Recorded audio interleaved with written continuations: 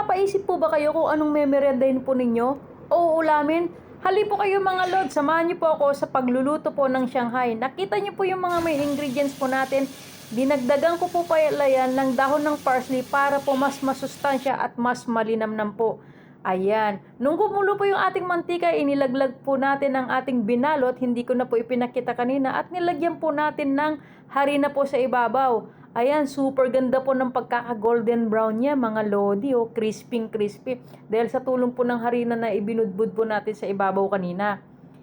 Ayan, yung parsley po ay makakadagdag po sa lasa po ng ating main ingredients po dito sa pork Shanghai.